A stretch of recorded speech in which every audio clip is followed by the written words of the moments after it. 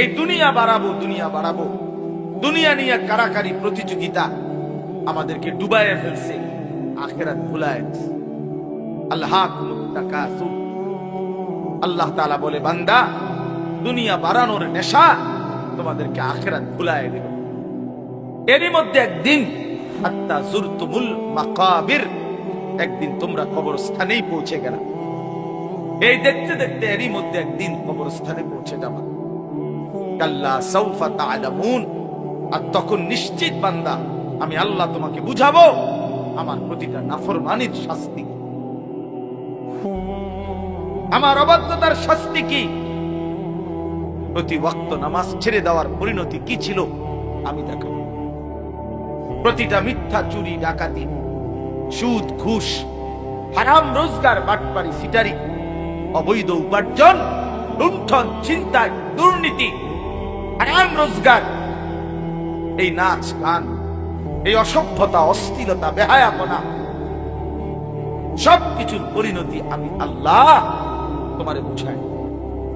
সুম্মা কাল্লা সাউফা তা'লামুন, আবার হাসরের ময়দানে আখিরাতে জাহান্নামের আযাব দিয়ে আবার বুঝাবো। একবার কবরে বুঝাবো, আরেকবার জাহান্নামের শাস্তি দিয়ে বুঝাবো। এই জন্য প্রিয় বন্ধু, বাপ, ভাই আমার, এই সূরার প্রথম কথা এটা বুঝাইলাম যে আল্লাহর কথা তৎক্ষণাৎ মানতে হবে, উচিত। রাসূলুল্লাহ সাল্লাল্লাহু আলাইহি সাল্লামের কথা তৎক্ষণাৎ মানা উচিত। 5 ওয়াক্ত নামাজের কথা আপনাদেরকে মোল্লারা বলে নাই, আল্লাহ বলছে। যুবক, তোমাদেরকে বলি, বাবা, তোমার মালিক বলছে, তোমারে হুজুরে বলে নাই, তোমার আল্লাহ বলছে। 5 ওয়াক্ত নামাজের কথা তোমার রাসূল বলছে, নবী নিজে বলছে। ওই পুরুষদেরকে আমি আগুনে জ্বালায় দিতে চাই যারা মসজিদের জামাতে হাজির হয় না। আল্লাহর কসম, নবী বলছে, ওই নাফরমান আমি আগুনে জ্বালিয়ে দিতে চাই যেই নাফরমান গুলো আল্লাহর ঘর মসজিদে নামাজে আসে না। রাসূল বলছে, এই নাফরমান যখন সুপারিশের জন্য হাসরের ময়দানে নবীর সামনে যাবে, নবী যখন দেখবে কোন পৃষ্ঠায় পৃষ্ঠায় নামাজ নাই, 5 ওয়াক্ত ফজরের নামাজ, আল্লাহর নবী বলেন, উম্মত, তুই তো সেই নাফরমান যাকে আমি দুনিয়াতেই তো আগুন জ্বালায় দিতে চাইছিলাম, তা আজ তোকে আগুনে ফেলবে, অসুবিধা কি? এই আগুনে তো তোরে আমি দুনিয়াতেই পুড়া লাইতে চাইছি। লা উহাররিকান্না বুয়ুতাহুম, শুধু মানুষ না মিয়া, আল্লাহ রাসূল বলছে, আমার মন চাইছে বেনামাজির ঘর সুদ্ধা পুরায়। লাউলান নিসা ওয়াদ দাঈফ, যদি নারী না থাকতো, যদি বাচ্চা না থাকতো, বৃদ্ধ অসহায় মানুষ না থাকতো করে, আমি ঘর জ্বালায় ঘর পুড়ে দিতাম। কি পরিমাণ মুসলমান আপনারা নামাজ পড়েন না। আপনাদের এই নামাজের কথা তো মোল্লারা বলে নাই, হুজুর বলে নাই, আল্লাহ বলছে। আল্লাহ, রাসূল সাল্লাল্লাহু আলাইহি সাল্লাম বলছে। হালাল খাইবার কথা আপনাদেরকে আল্লাহ বলছে, বেটা, রাসূল সাল্লাল্লাহু আলাইহি সাল্লাম বলছে, হুজুর বলে নাই, আল্লাহ বলছে। কুলু মিনাত তাইয়্যিবাত, আল্লাহ বলছে, হে রাসূলগণ হালাল খাও। আবার ঈমানদারকে বলছে, কুলু মিন তাইয়্যিবাতি মা রাযাকনাকুম, হে ঈমানদারগণ আমার দেওয়া হালাল রিজিক খাও। আল্লাহ নিজে বলছে। অতএব কেন হারাম? এই ওজনে কম দেওয়া, এটা মানুষকে ঠকানো, লেনদেনের মধ্যে একটি নিকৃষ্ট, একেবারে নিকৃষ্ট রুচির মানুষ। এই লোক সাংঘাতিক রকমের অসভ্য, সীমাহীন দুশ্চরিত্র, সীমাহীন দুষ্ট, 1 নম্বর বাটপার, বাটপারের হেডকোয়ার্টার, সিটারের হেডকোয়ার্টার, এটা বাটপারের হেডকোয়ার্টার। বাটপারে কোনো ভালো মানুষ হতে পারে না যে অন্যকে ঠকে। অতএব আজকে এই কথা, প্রথম কথা, ওজনে কম দেওয়া নিকৃষ্ট, হারাম। হারাম। কাউকে ওজনে কম দিলে তো সেই যে লাভ টাকাটা হইল, এই টাকাটা হারাম না? আর আল্লাহর নবী সাল্লাল্লাহু আলাইহি সাল্লাম বলেন, লা ইয়াদখুলুল জান্নাতা জাসাদুন গুযিয়া বিল হারাম।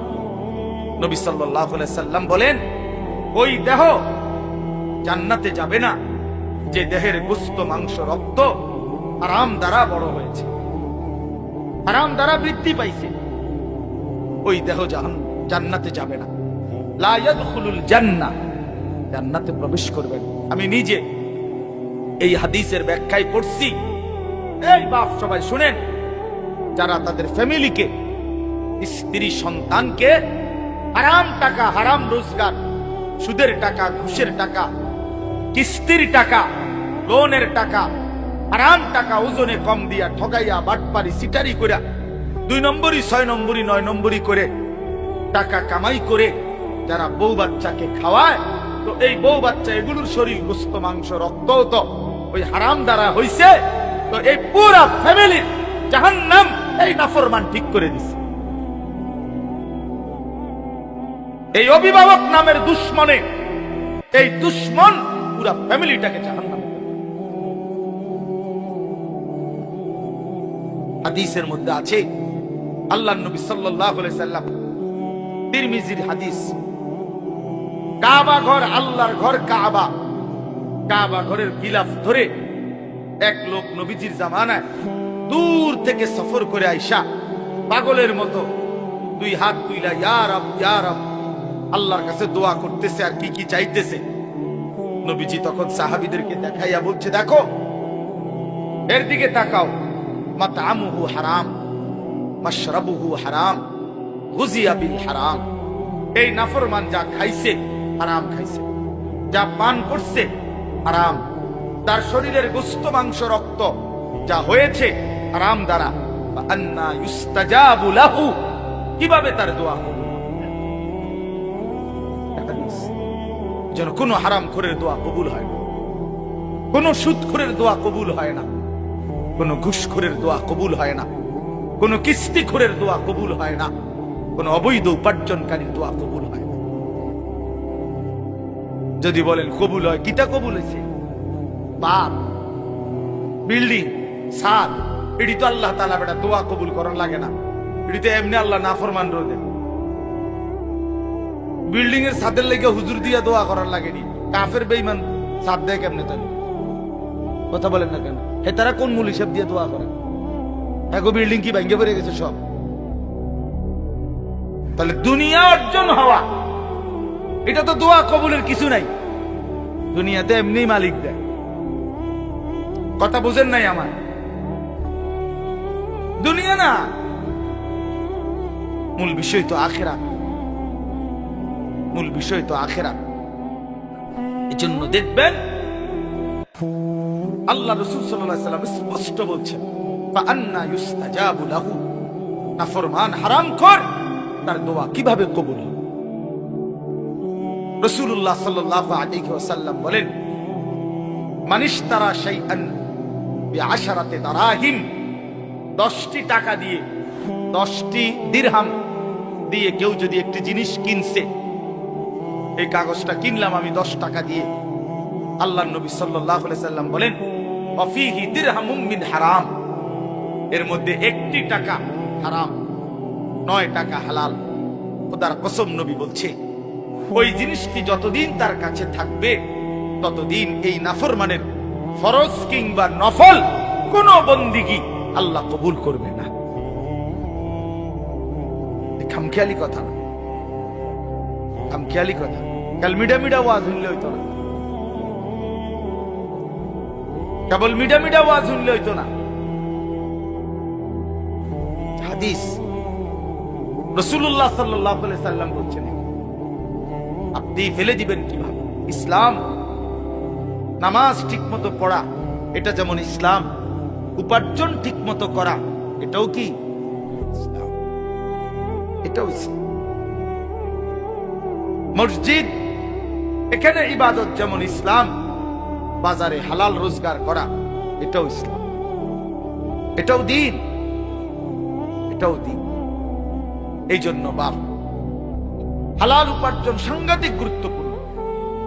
কোরআন শরীফে আল্লাহ তাআলা একেবারে স্পষ্ট বলছেন, তোমরা যদি আল্লাহর ইবাদত করতে চাও ইন কুনতুম ইয়াহু তা'বুদুন, যদি আল্লাহর ইবাদত করতে চাও বান্দা, তাহলে প্রথমত হালাল খাও। কুলু মিন তাইয়্যিবাতি মা রাযাকনাকুম ওয়াশকুরু লাহু। এজন্য হালাল উপার্জন ইবাদত কবুলের পূর্ব শর্ত। যেই কোনো নামাজ, রোজা, ওযু, গোসল, দান, সাদাকা হালাল উপার্জন ব্যতীত কবুল হয়।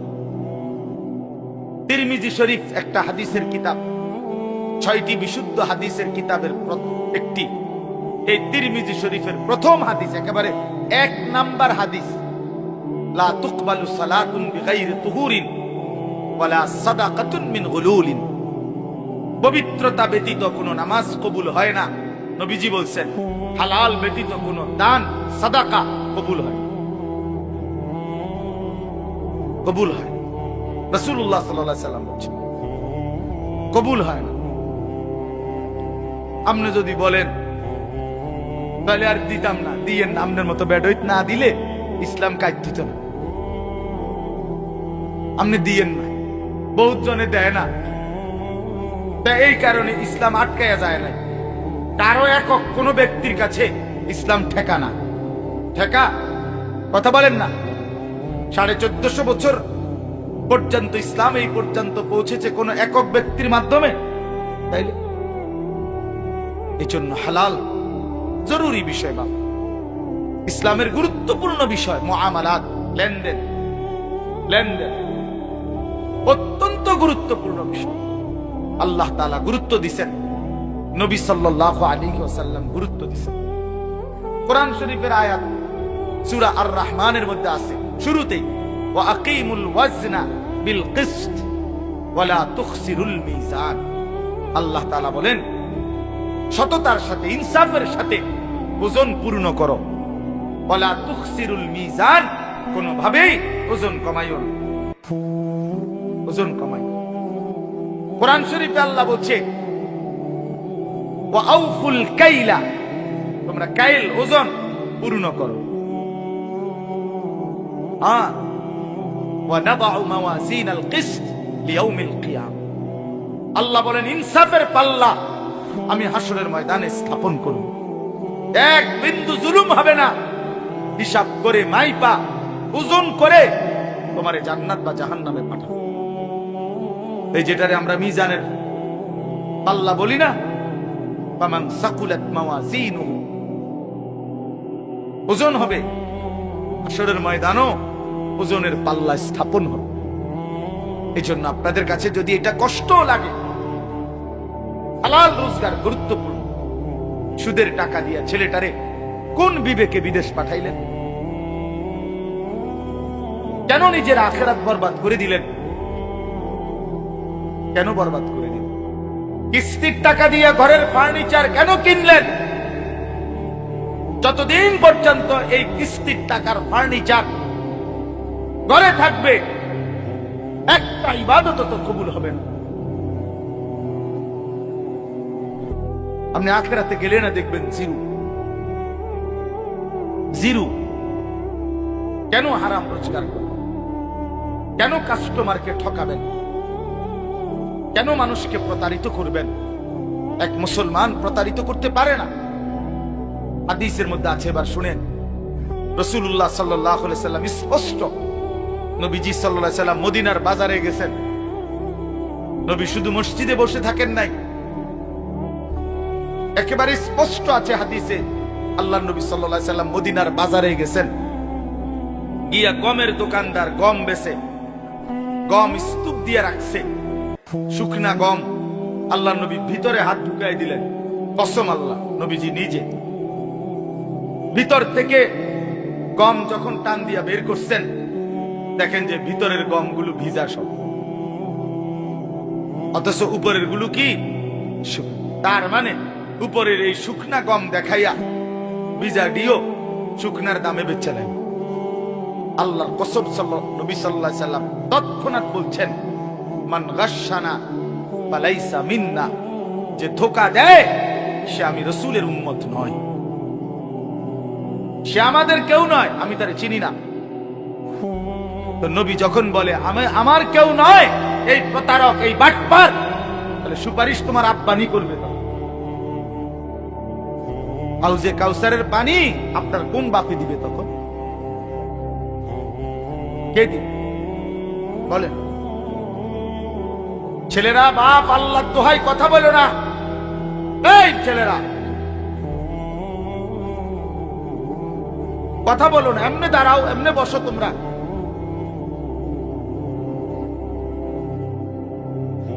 লজ্জাহীন মানুষ। এই জন্য বললাম আজকে আমার এটা মূল একটা কথা। এক নাম্বার হলো এই সূরার ওয়াইলুল লিল মুতাফফিফিন, ওজনে কম দাও। এবার শুনেন শেষ, এই ব্যাপারে শেষ কথাটা। কোরআন শরীফে একটি জাতির কথা আছে, হযরত শুআয়ব আলাইহিস সালাম। এই শুআয়ব আলাইহিস সালাম একজন নবী ছিলেন, মুসা আলাইহিস সালামের শ্বশুর। ওই যে মুসা নবী ফেরাউনের বাহিনীর ভয়ে যে চলে গেছিলেন, গিয়া যেখানে আশ্রয় নিলেন, ওই এলাকার নামে হলো শুআয়ব আলাইহিস সালামের কওম।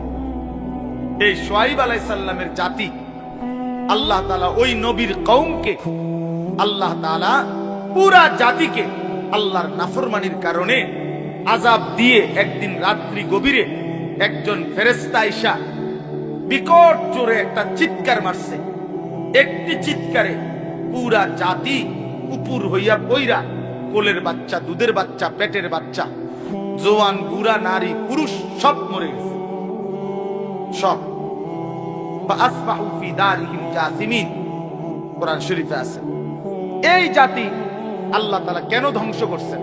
শুআয়ব আলাইহিস সালামের কওমকে কোরআন শরীফে স্পষ্ট আছে, তাদের মূল অপরাধ ছিল তারা ওজনে কম। খোদার কসম, এটা কোরআনের আয়াত। ওরা ওজনে কম দিত। এই ওজনে কম দেওয়া যখন ব্যাপক হইছে, এই বদভ্যাস যখন কোনোভাবে ছাড়ে না, কোরআনে আছে শুআয়ব আলাইহিস সালাম দুয়ারে দুয়ারে হাইটা হাইটা প্রত্যেকের কাছে হাজারবার, লক্ষবার বলছে, হে আমার জাতি, লা তানকুসুল মিকিয়াল, ওজনে কম দিও না, তোমরা বিপদে পড়বা। ইন্নী আখাফু আলাইকুম আযাবা ইয়াউমিন আযীম, আমি তোমাদের উপরে বড় ভয়ানক আযাবের ভয় পাচ্ছি, তোমরা ওজনে কম দিও না। কিন্তু নাফরমান কওম কোনোভাবেই পাত্তা দেয় না, শুনে নাই। ফলে একদিন সত্যি সত্যি আল্লাহ তাআলা চূড়ান্ত আযাব দিয়ে পুরা বাচ্চা, পুরা কওম শেষ করে দিয়েছে। এজন্য হারামখোর টিকে না, কোন হারামখোর, কোন টিকে না, কোন সুদখোর, কোন হারামখোর, কোন অবৈধ উপার্জনকারী পৃথিবীতে 2 পুরুষ, 3 পুরুষ, 4 পুরুষ দীর্ঘদিন যাবৎ টিকে না। একদিন আপনার এই বিত্তশালী হারাম একদিন নিশ্চিহ্ন হইয়া 50 বছর, 40 বছর, 70 বছর, একটা প্রজন্ম, হয় নাতি নয়তো নাতির ঘরের পরের জন, একজন না একজন আইসা ফকির হয়ে আছে। পৃথিবীতে এর ইতিহাসই অগণিত, অগণিত। ইমানদারের ঘর টিকে থাকে, দুর্বল হলেও টিকে থাকে। নেককারের ঘর প্রজন্মের পর প্রজন্ম টিকে থাকে। সুদখোরের বাড়ি 30 বছরের ব্যবধানে কুত্তা ঘুমায়, আমি দেখছি, আমার নিজ চোখে দেখছি। সেই বাড়িতে কুত্তা ঘুমায়, আর কোন মানুষ নেই। হারামখোর। এজন্য কোন হারামখোর তার ফ্যামিলি, আগামী জেনারেশন হয় 40 বছর, 70 বছর, 50 বছর, 100 বছরের ব্যবধানে নিশ্চিহ্ন হয়েছে। প্রিয় ভাই আমার, বাপ আমার, বন্ধু আমার, হারামের পিছনে না যাওয়া, হারাম রোজগারের চেষ্টা না করা, দুনিয়া অল্প হোক বেশি হোক।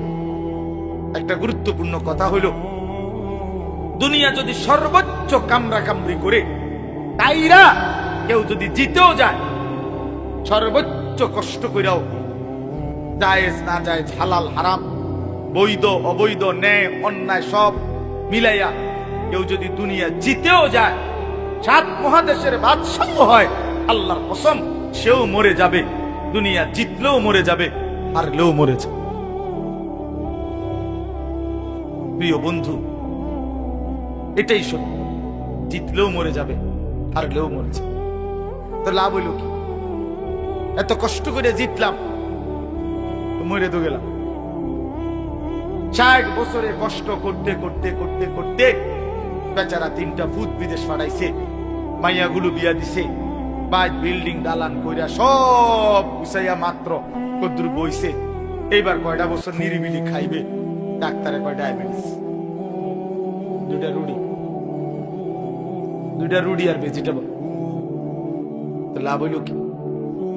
ডাক্তারে কমপক্ষে 10 আইটেমের রোগের হিসাব ধরাই দিছে।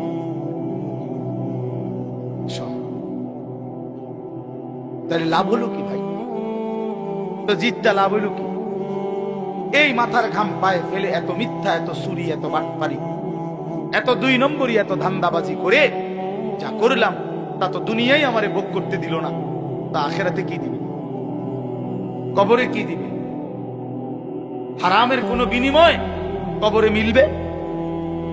হারামের কোনো বিনিময় আখেরাতে মিলবে? তো দুনিয়ায় তো মিলে না, দুনিয়ায় তো মিলে না। আজকে এই বিষয়টাই বলে, বহুতই গুরুত্বপূর্ণ বিষয়। তাহলে এই এক অর্থ বললাম আপনাদের কাছে, ওয়াইলুল লিল মুতাফফিফিন। আরেকটা অর্থ বলবো, বাকিগুলো আমি তরজমা বললেই শেষ। এই 3টা আয়াত, এটাই মূল বক্তব্য, বাকি আয়াতের অর্থ বললেই সারি। তাহলে 1 নাম্বার বুঝলেন, আল্লাহ তাআলা এই সূরার মাধ্যমে, এই প্রথম আয়াতের মাধ্যমে বললেন ওজনে কম না দেওয়া। এবার আসেন, এটার আরেকটু ব্যাপক অর্থ হইল তাফসীরের মধ্যে লিখছে, আমার কাছ থেকে যেই কোনো প্রাপককে, যেই আমার কাছে কিছু পাবে, যারই হক আমার কাছে আছে, তার হক কম দেওয়া, তাকে ঠকানো, এটাই তাতফীফ, ওই ব্যক্তির জন্যই জাহান্নাম। বুঝছেননি আমার কথা? এইটা হলো দ্বিতীয় অর্থ, তাফসীর আছে। এই 2টা অর্থই বলবো, একটা বলে ফেললাম।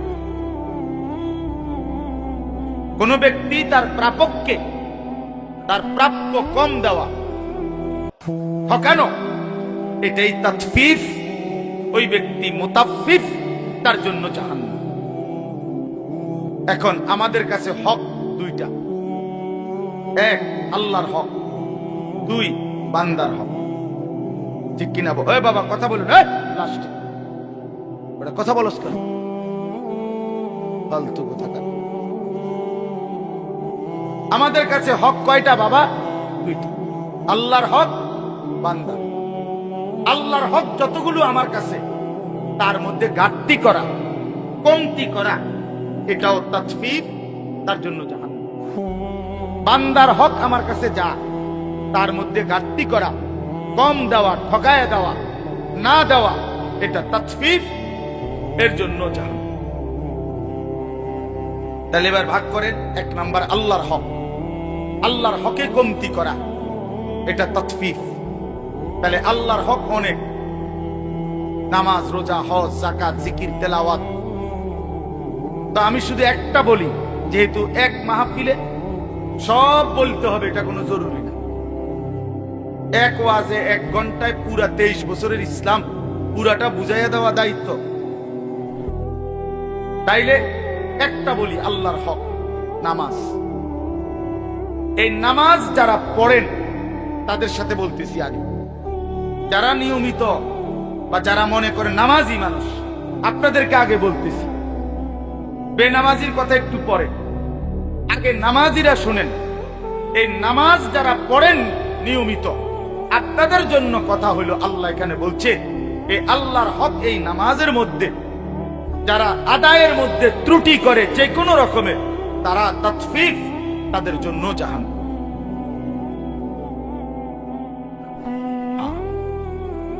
আমার কাছে গাড়িতেও কিতাব আছে, তাফসীরে মাআরিফুল কোরআনে স্পষ্ট লেখা আছে।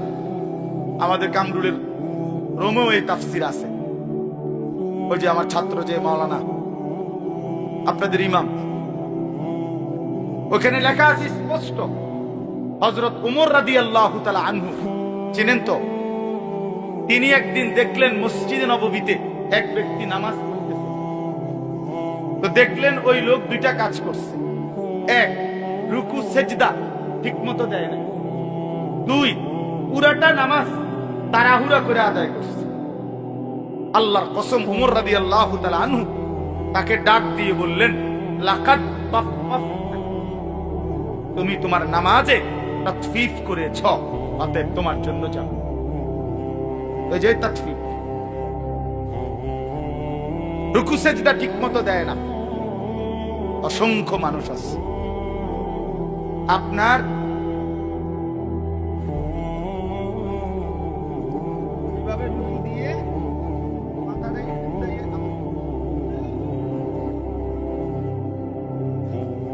এরপরে সেজদা দিয়া মাথাটা এমন মানুষ আছে না, একদম টাঙ্গাইয়া ফিরুন দরকার, টাঙ্গাই তাইলে ঠিক হয়ে গেল। যে বান্দরামি সব জায়গায়, হ্যাঁ, জিজ্ঞাসা করে দেখবেন এনে আইলে আপনার উনার শরীরে আর বল নাই, সাদওয়ানে উনার তিনজনে থামাই তারা না। ডাকাইতে এভাবে কুদ্দা উড়ে, লাফাইয়া উড়ে, হেইতে বেড়ারে যদি আল্লাহ দোয়াই কাকু আপনি কুদ্দু থামেন, আরে রাখ বেড়া হাত পুরে এলাম বেড়ায় এত উড়ে এলে বিশেষ নামাজ কুমার কেন? নামাজ এভাবে পড়বেন কেন? এটা কি ঠোকর মারলেন? তামাশা করেন আল্লাহর সাথে, হ্যাঁ, আল্লাহর সাথে এসে তামাশা করেন। মালিককে সাধারণ মনে করছেন নাকি? যে সব দেয় তার এটা কি দিলেন? কি নামাজ দিলেন? এটা আমি নিজে কিতাবে পড়ছি, আল ওয়াবিলুস সাইয়্যিব কিতাবে আছে। আমার শায়েখ আল্লামা মুফতি মুশতাকুর নবী কাসিমি হুজুরের সবচেয়ে প্রিয় কিতাব আল ওয়াবিলুস সাইয়্যিব। এই কিতাবের মধ্যে আছে ইমাম ইবনুল কাইয়িম রাহমাতুল্লাহ আলাইহি বলছে, হে আল্লাহর বান্দা, দুনিয়ার কোন বন্ধু যদি কোন বন্ধুকে একটি মরা মুরগি হাদিয়া দেয় সুন্দর ট্রেতে করে, বন্ধু কি তাতে খুশি হবে? তিনি বলেন, তাহলে হে আল্লাহর বান্দা, সুন্দর করে রুকু দিলা না, সেজদা দিলা না, তাসবিহগুলো ঠিকমতো আদায় করলা না, দোয়াগুলো ঠিকমতো আদায় করলা না, এইরকম একটা মরা মুর্দা নামাজ তোমার মহান আল্লাহ পাককে কেমনে দিল? কেমনে দিল? শুরু থেকে নিয়ে আল্লাহু আকবার এই নিয়ত বাঁধা, সুবহানাকাল্লাহুম্মা বিহামদিকা, এই সানা, সূরা ফাতিহা, আরেকটা সূরা, রুকুর তাসবিহ, সেজদার তাসবিহ, আত-তাহিয়াতু, দোয়া দুরূদ শরীফ, দোয়ায়ে মাসুরা, দোয়ায়ে কুনুত, বিতির নামাজের কোনটাই কদ্দুর শুদ্ধ করে ঠিক মতো কদ্দুর করতে পারো না, ৬০ বছর এই মালিকের আসমান জমিন চন্দ্র সূর্য গ্রহ নক্ষত্র, আলো বাতাস রোদ বৃষ্টি আগুন পানি, খাদ্য খাবার স্ত্রী সন্তান ঘর পরিবার, এই মালিকের সব কিছু ব্যবহার করে নাফরমান সেই মালিকের কয়টা তাসবিহ, কয়টা দোয়া, কয়টা সূরা ঠিক মতো শুদ্ধভাবে পড়তে পারো না, তোমার মতো নিকৃষ্ট নাফরমান অকৃতজ্ঞ আর কে হইতে পারে না? অকৃতজ্ঞ বেটা, হ্যাঁ, স্কুলে পড়লে, কলেজে পড়লে, ইউনিভার্সিটিতে পড়লে, অথবা ছোটবেলায় পড়ালেখা না করলে আপনি আর কোরআন শরীফ অশুদ্ধ পড়লেও চলবে, সূরা কেরাত অশুদ্ধ হলেও চলবে, এই ফয়সালা আপনাকে কে দিছে? বলেন মিয়া। আপনাদের অসংখ্য জেনারেল শিক্ষিত মানুষ এবং সাধারণ শ্রেণী মানুষের এটা ধারণা বেটা, এরা বিশ্বাস করে এই কথা, এরা মনে করে হুজুরদেরটা শুদ্ধ হইতে হইব, তাগোটা কি শুদ্ধ লাগবে। হ্যাঁ, আমরা যেহেতু হুজুর না, আমরা ঠিক কোন রকম জোড়া তালি দিয়ে হইলে হইব। আর আমগড়ি কি হইতে হইব? তোমার এটা তো এটা বেইনসাফি না? কথা বলে তাহলে এটা তো ৫ই আগস্টের পরে চলার কথা না, এটা তো বৈষম্য। এটা বৈষম্য না। আমি বেহেস্তে যাইতে হইলে পুরা সূরা কেরাত শুদ্ধ করে যাইতে হইব, আমনে বেহেস্তে যাইতে পারবেন সূরা কেরাত অশুদ্ধ লইয়া, এটা কি ইনসাফ হইল? এটা বৈষম্য কিনা?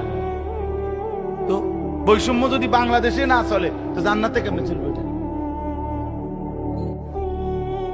কি রে ভাই, আপনার বেহেশতে এত সোজা হয়ে গেল, আপনি বিড়ি খাইতে খাইতে বেহেশতে যাবেন গা? ওমা কিতা কি কাকা, আপনি দাড়ি কাটতে কাটতে বেহেশতে যাবেন গা? আপনি 2 নম্বরই করতে করতে বেহেশতে যাবেন গা? আপনি ওজনে কম দিতে দিতে বেহেশতে যাবেন গা?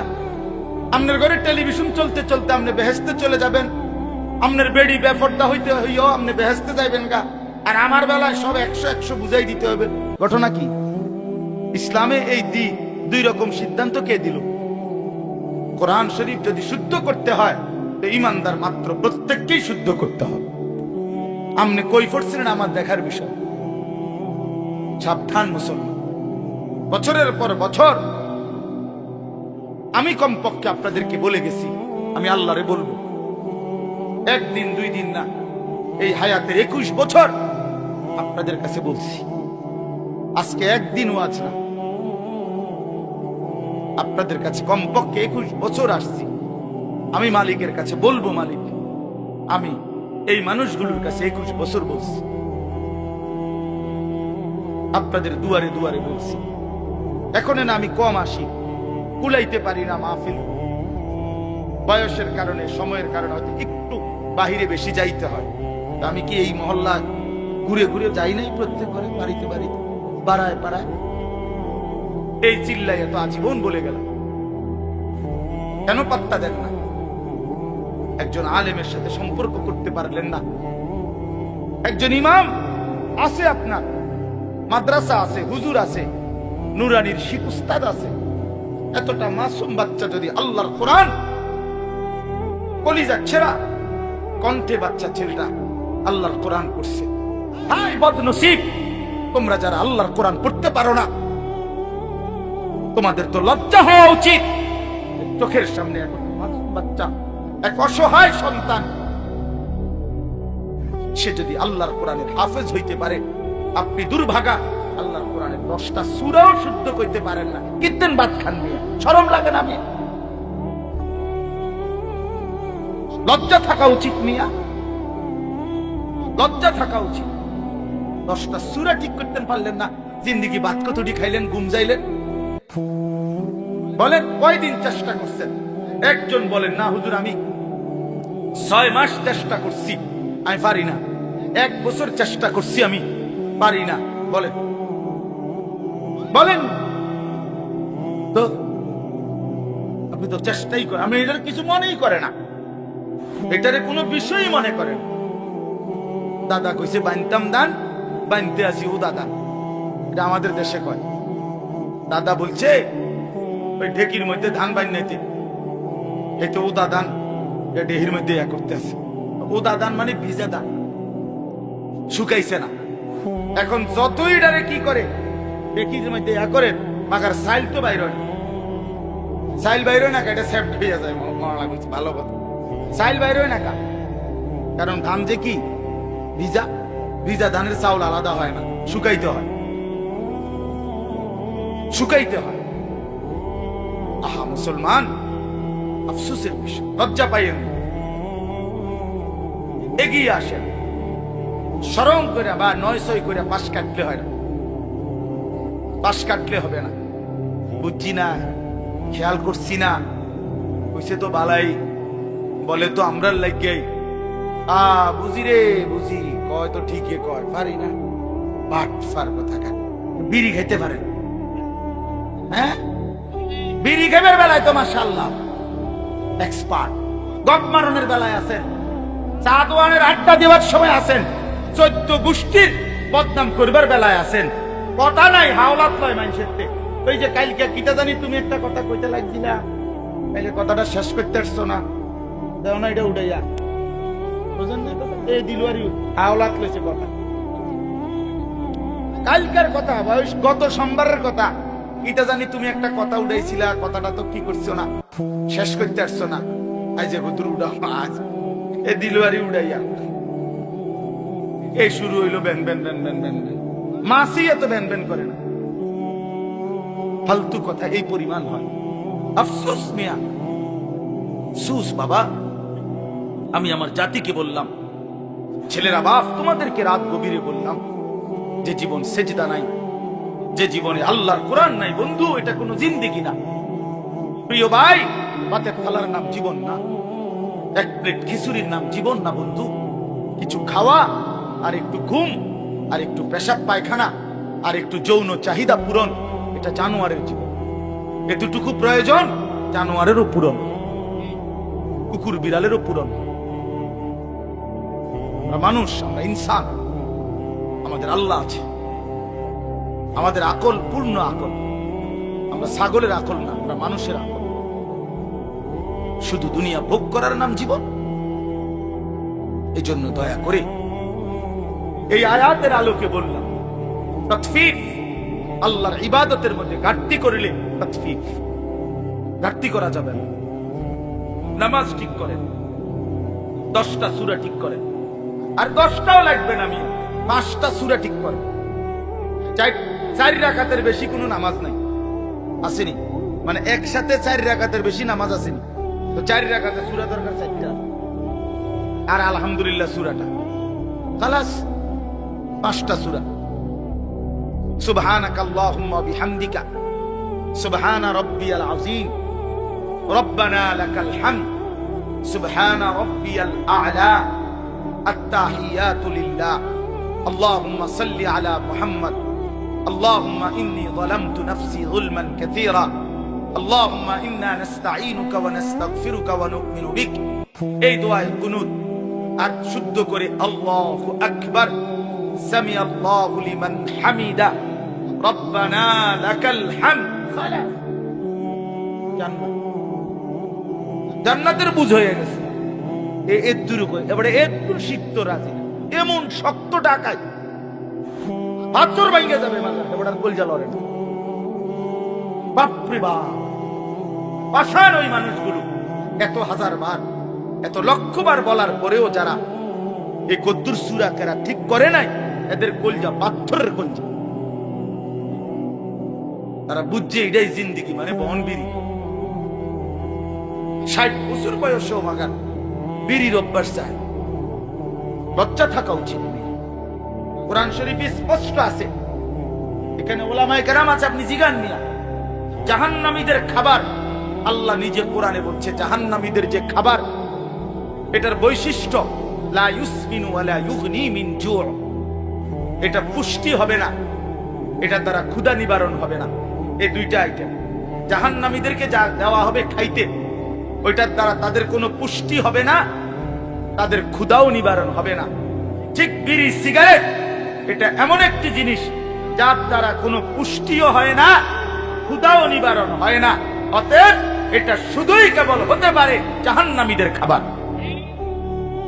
ইমানদারের পছন্দ আগুন হইতে পারে না, কোন মুমিন আগুনকে পছন্দ করতে পারে না। এটা তো আগুন, প্রকাশ্য আগুন। আগুন নাকে মুখে দিয়া ধোঁয়া বাইর করে, এটা ইমানদারের পছন্দ হয় কেন? মুমিনের পছন্দ এটা হবে কিভাবে বলেন? দুর্গন্ধ একটা মানুষের প্রিয় হয় কেমনে? বিড়ি সিগারেট দুর্গন্ধ না, না আতরের গন্ধ? তো তাইলে ফিকির করে, নিয়ত করে, লজ্জা কইরা, হিম্মত কইরা, সেট কইরা, আমার লগে জিদ কইরা ছেড়ে দেন। যা হুজুর বেটা, তুই এত বড় কথা কইলি বেটা, তুই খাইলাম না। আমি তো চাই এরুম একটা সেট ওঠক, আপনি শুনলেন কথা বলেন না। এটা উচিত না, বলেন এটা উচিত না? এটা লজ্জার কথা। এটা তো জাহান্নামীদের খাবার।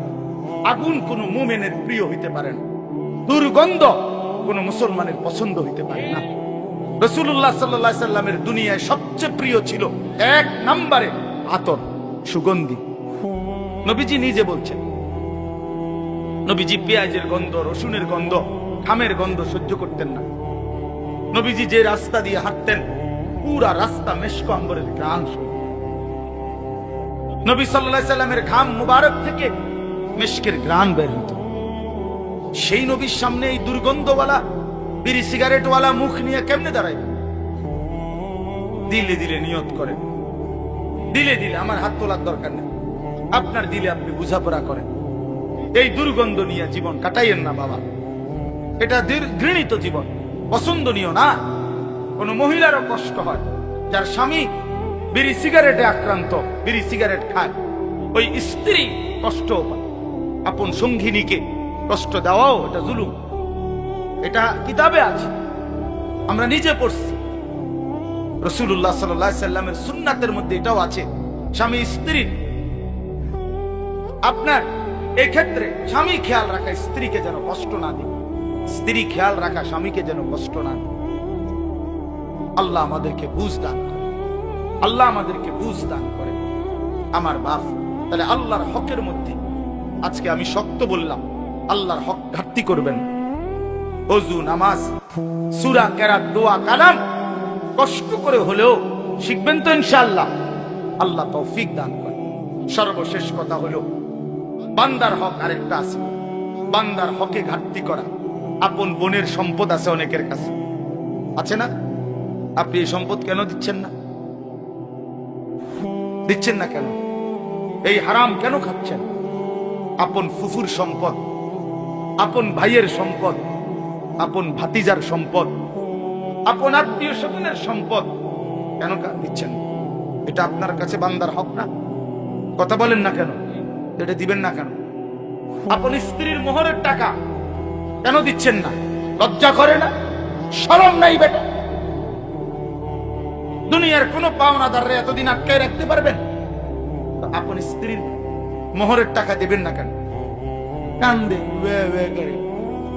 তুমি কি নিবাগা টেহাডি? হ্যাঁ, টেহাডি নিবাগা? বে করে বে করেন কেন? স্ত্রীর হক এটা, বেচারিটা বেচারিকে দিয়ে দেন। আগের থেকে হুজুর যদি না নে, যদি না নে, বেটি কইছে আপনারে যদি না নে সালাদ আগের থেকে বলে, আগের থেকে কইলে তো বেটি কইবে। হ্যাঁ হ্যাঁ, হুজুরে কইছে দিতাম, তবে ইচ্ছা করলে তুমি নাও নিতে আরো। আপনি তো আগের থেকে কথা বাইশ করে কইছেন না হুজুর। না বাবা, বান্দার হক নষ্ট না করে। এক বিগত জায়গা আল্লাহ নবী সাল্লাল্লাহু আলাইহি সাল্লাম বলছেন, যে কারো অন্যায় ভাবে জুলুম করে এক বিগত জায়গা, এরকম এক বিগত, মান আখাযা শিবরাম মিনাল আরদ যুলমান, যে কারো এক বিগত জায়গা জুলুম করে নেয়, আল্লাহর কসম নবীজি বলছে কিয়ামতের দিন 7 তবক জমিনের মাটি ওই নাফরমানের কাঁধে তুলে দেওয়া। 7 তবক মাটি কয় কেজি হইব? 10 কেজি মাটি। হ্যাঁ, কেন বোনের সম্পত্তি দিবেন? বোনের সম্পত্তি দিয়ে দিবেন। অনেকের কাছে পাও না, অনেক মানুষ, অনেক মানুষ কইলেই কয় নিবাগা নিবাগা, আর আইতা না বইন বাগিনা, আর খাইতা না, আইতা না, একবারে জমি জমা লইয়া শোধ হইয়া যাইবা। এই সমস্ত বাটফারি কথা। আপন ভাই, আমি তো বলি, এই যেই ভাই এটা বলে, তার মতো নিকৃষ্ট জালেম ডাকাত আর কেউ হতে পারে। কারণ গ্রামের সমস্ত মানুষ এই বেটার ঘরে খানা খায়, তো তারা তো কোনো জমি দিয়া খায়। কথা বলেন না কেন? আমনের ঘরে গ্রামের মানুষে খানা খায় না, তো তারা জমি দিয়া নি খাইছে। তো আপন বোন বাগিনা আমার ঘরে দুগা ভাত খাইতে হইলে জমি দিয়া জালেম না? কি রে বেটা, এটা কোন কথা?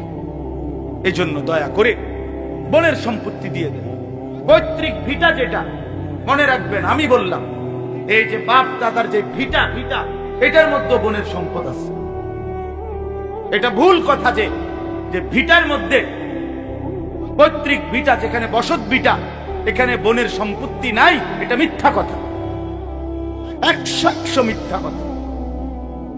আমি বললাম, আপনি জিজ্ঞাসা করে দেখেন যে কোনো আলেম, ও ফতেগাড়ে জিঙ্গাইয়েন, সাদওয়ানে মুদি দোয়ানে এই ফতুয়া কইয়েন, বলবেন আলেমের কাছে।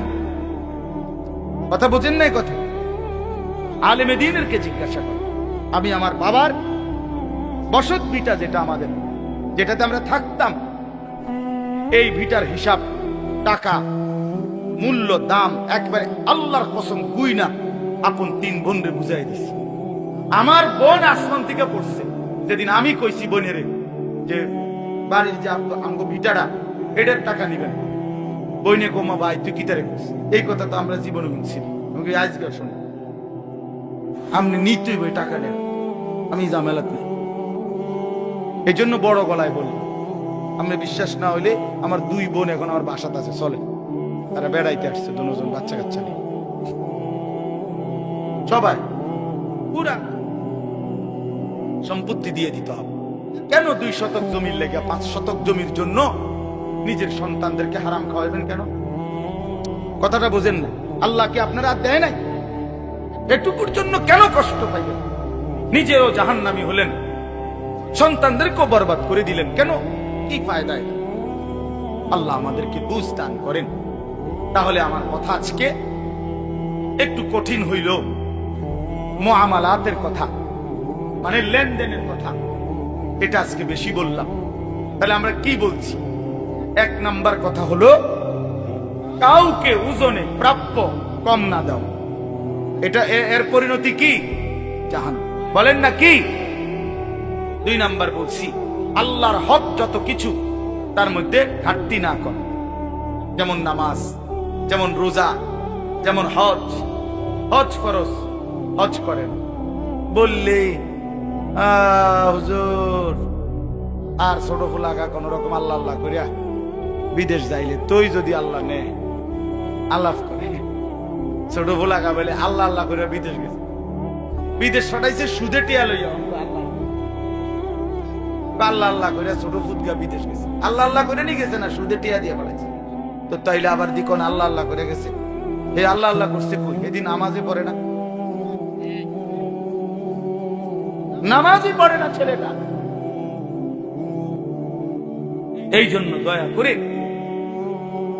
মেহেরবানি করে নিজের উপরে রহম করেন, আখিরাত মিলায় নেন, আখিরাত মিলায় নেন, কবর মিলায় নেন।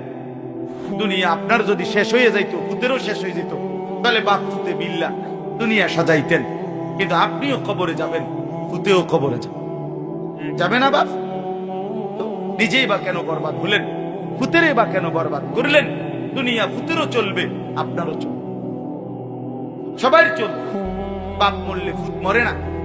বাপ ঠিক মতো দুনিয়ার বাড়িঘর করে না দিলেও ভূতে পরে করতে পারে, কোনো অসুবিধা হয়। যে বাচ্চা বাপ ভাড়া এতিম, এই তো বড় হইলে বাড়িঘর বিয়া শাদী দোয়ান বিল্ডিং এটি করে লাইতেন। দিয়া তো আর বিল্ডিং কোন একেবারে আশ্চর্য কিছু না, দিতাম কোন টাইলস, হ্যাঁ এগুলা কোন একেবারে অবাক কিছু না, যে কোটি কোটি এক এক মানুষের ঘরে কয় টাকার মাল, হ্যাঁ যারা একটু সম্পদশালী কি 200 কোটি টাকার মাল, বেটা 50 লাখ টাকার মাল হইল। 50 লাখ টাকার মালের জন্য এত মিশা কথা কোন লাগে বেটা? এত বাটপারি করতে হয় বেটা? দুনিয়া পার হয়েই যাবে। এই জন্য আজকে অনুরোধ করলাম, আমরা প্রত্যেকে ইনশাআল্লাহ নিজেদের লেনদেন, নিজেদের উপার্জন হালাল করার চেষ্টা করব। বলেন ইনশাআল্লাহ। হিম্মত করলে সম্ভব, ফিকির করলে সম্ভব। আল্লাহ তাআলা তৌফিক দান করেন। এবারে এই তরজমাটা শুনেন, তাইলে কথা শেষ। ওয়াইলুল লিল মুতাফফিফিন, আল্লাহ বলে যারা ওজনে কম দেয়, প্রাপ্য কম দেয়, আল্লাহর হক বান্দার হকের মধ্যে ঘাটতি করে, তাদের জন্য জাহান্নাম। আল্লাযীনা ইযা তালু আলান নাস ইস্তাওফুন, নিজের জন্য যখন নেয় মানুষ থেকে তখন পূর্ণ নেয়। ওয়া ইযা কালুহুম আও ওয়াজানুহুম ইউখসিরুন, আর যখন অন্যকে দেয় ওজন তখন কম দেয়। এরপর আল্লাহ দেখেন আমার ভাই, আমি তো অনেক শক্ত কথা বলছি, আপনি হয়তো মনে করবেন এতটি কথা কইলেন আপনি হুজুর। দেন আল্লাহ কি বলে, এই মানুষটাকে যে কম দেয় ওজনে, যে হারাম রোজগার করে, আল্লাহ তারে বলে আলা ইয়াযুন্নু, আহা আমার বান্দা তুমি কি ভাবো না, উলাইকা আন্নাহুম মাবউসুন, হায় আল্লাহ বলছে বন্ধু এ কি ভাবতেছে না এই মানুষগুলো যে তারা সকলেই হাসরের ময়দানে উঠবে? বুঝেন নাই কথা? আলা ইয়াযুন্নু উলাইকা আন্নাহুম মাবউসুন। আল্লাহ বলে বন্ধু জিজ্ঞেস করেন না এদেরকে এত মিথ্যা, এত বাটপারি, এত ধোঁকা, এত হারাম রোজগার যে করছো বান্দা, তাহলে তুমি কি হাসরের ময়দানে উঠবা না? কি ভাবছো? তুমি কি মরবা না? কেন এত কারাকারি কামরা কামড়ি করছো? দুনিয়া নিয়ে এত পাগল মাতাল হয়ে গেলা কেন? যুবক ছেলে, তুমি যে এক ওয়াক্ত নামাজ পড়ো না বাবা, তুমি কি মরবা না কোনোদিন? বলো বন্ধু, সারাদিন সারা রাত যারা নারী ছবি, উলঙ্গ দৃশ্য দেখো, মোবাইলের ছবি দেখো, তুমি কি কোনোদিন মরবা না বন্ধু? এই যৌবন তাইলে চিরস্থায়ী। 16 বছর কি আর কোনোদিন 17 বছর হবে না? 17 বছর কি কোনোদিন 34 বছর হবে না? তুমি কি কোনোদিন মৃত্যুবরণ করবে না? কবরস্থানে গিয়ে দাঁড়িয়ে দেখো না বন্ধু, কোন জওয়ান মানুষের কবর আছে কিনা, কোন বাচ্চার কবর আছে কিনা? সে মরে গেল কেন? সেও তো মরতে চায় নাই। পৃথিবী তো কেউ ছাড়তে চায় না, কিন্তু পৃথিবী তো কাউকেই রাখে না। দুনিয়া তো কেউ ছাড়তে চায় না, তো খোদার কসম দুনিয়া তো কাউকেই রাখে না। একদিন না একদিন লাথি দিয়া কবরে ফেলে দেয়। এই জন্য বাপ, আলা ইয়াদুন্নু উলাইকা আন্নাহুম মাবউসুন, আল্লাহ বলে বন্ধু, এরা কি ভাবতেছে না যে এদেরকে হাসরের ময়দানে উঠানো হবে? লিয়াউমিন আযীম, সেই দিন বড় বেশি ভয়ানক। লিয়াউমিন আযীম, হাসরের মাঠ বড় ভয়ানক, বড় ভয়ানক। মামুলি কোনো দিন না, মামুলি কোনো মাঠ না। কোরআনুল কারীমের মধ্যে আল্লাহ বলছেন বন্ধু, আমি কোরআনুল কারীমের সবচেয়ে বেশি যেই আয়াতকে ভয় পাই, আমি বারবার কাইপা উঠি যেই আয়াত শুনলে। কোরআনুল কারীমে আল্লাহ বলছে, ফাকাইফা তাত্তাকুনা ইন কাফারতুম ইয়াওমান ইয়াজালুল বিলদানা শিবা। আল্লাহ বলে, বান্দা কেমনে আমার নাফরমানি করছো? এত নাফরমানি করে সেই দিন কেমনে বাঁচবা, যেই দিনের পেরেশানি কোলের বাচ্চাকে একদিনেই বুড়া বানায়া ফেলবে। আল্লাহর কসম বাপ, এটা কোরআনের আয়াত। আমি আমার জীবনে সবচেয়ে বেশি ভয় পাই কোরআনের এই আয়াতটারে। ফাকাইফা তাত্তাকুনা ইন কাফারতুম, আল্লাহ বলে বান্দা কেমনে এত নাফরমানি করছো? কাইফা তাত্তাকুন, তুমি বান্দা কেমনে বাঁচবা? ইয়াউমা ইয়াজালুল বিলদানা শিবা, যেই একদিনের পেরেশানি কোলের বাচ্চাকে বুড়া বানায় ফেলবে। কেমনে বাঁচবা বন্ধু? কোরআনুল কারীমের এমন জ্বলন্ত আয়াত কেন কলিজায় ঢোকে না? আহা, গুনার পর গুনাহ, ছেলেরা তোমাদের কলিজা পাথর বানায় ফেলছে। চেহারা দেখলে মনে হয় অনেক ছেলে কালো চেহারা, একটা সেজদা নাই চেহারা, একটা কপালে সেজদা। ওহ, নারী ছবি, মোবাইল, বন্ধুদের আড্ডা দিতে দিতে শেষ হয়ে গেছে। অনেক মা কিছু বলে না, বাপে কিছু বলে না, কেউ কিছু বলে না। তার উপরে খোদার এত বড় গজব পড়ছে, লানত, যে তারে কেউ কিছু করে। মনে রাখবা, যারে কেউ ডাকে না, ফিরাইতে চায় না, তার জীবন বিষয়। তোর উপরে আল্লাহর গজব পড়ছে মূলত এই জন্য তোরে কেউ ডাকে না। তোর উপরে এই জন্য কেউ গুনাহ থেকে ফিরাইতে চায় না বাবা। সাংঘাতিক। তাহলে লিয়াউমিন আযীম, আল্লাহ বলে বান্দা সেটা বড় ভয়ানক দিন। ইয়াউমা ইয়াকুমুন নাসু লিরাব্বিল আলামিন, এই আল্লাহ বলেন সেই হাসরের দিন মহান আল্লাহ পাক রব্বুল আলামিনের নিকটে সমস্ত মানুষ এই বছরের পর বছর, হাজার বছর এক টানা দাঁড়িয়ে ইয়াকুম, এক সেকেন্ডের জন্য বসতে পারবে না, 1 ইঞ্চি নড়াচড়া করতে পারবে না। মাউদাউ কাদামিন নবী বলছে দুইটা পাও রাখতে যেটুকু জায়গা হাসরের ময়দানে এটুকুই যায়। সর্ব একদিন কোরআন শরীফে আছে হাসরের ময়দানে 50,000 বছর। কয় হাজার বছর?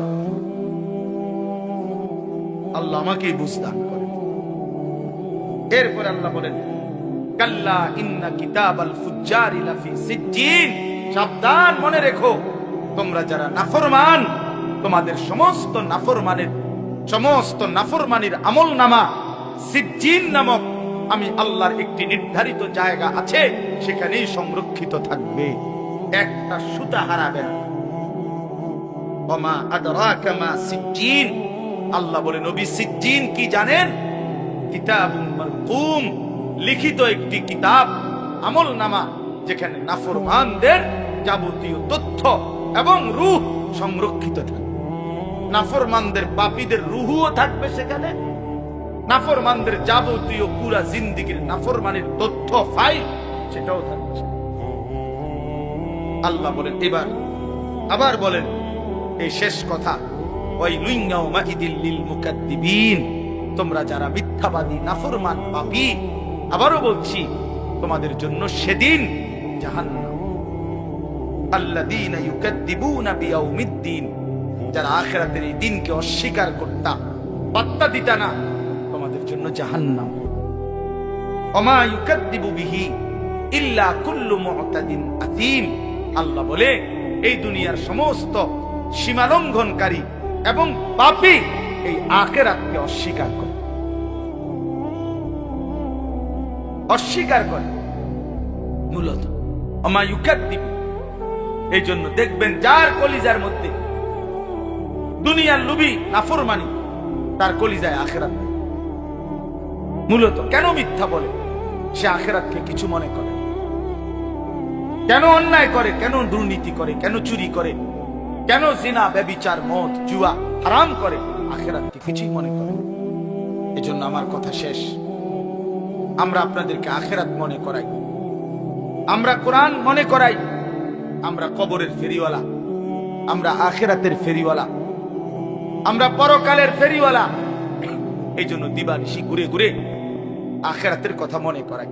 এই মাদ্রাসা মানে আখিরাতের মার্কাজ, পরকালের সামান, যেখানে পরকালের সামান, পরকালের পাথেয়, পরকালের পুঁজি সংগ্রহ করা হয়, এর নামই মাদ্রাসা। এই বাচ্চা মনে করেন আল্লাহর কোরআন শিখছে, হাফেজে কোরআন হইছে, এই মাদ্রাসা থেকে প্রথম দিন একেবারে আলিফ বা তাসা থেকে শুরু করে আজকে সে কোরআনের হাফেজ হয়েছে। একদিন হাসরের ময়দানে গেলে এই মাদ্রাসার সাথে যারা অংশগ্রহণ করেছিল তারা এর নেকি নিজের আমলনামায় দেখা খুশিতে পাগল হয়েছে।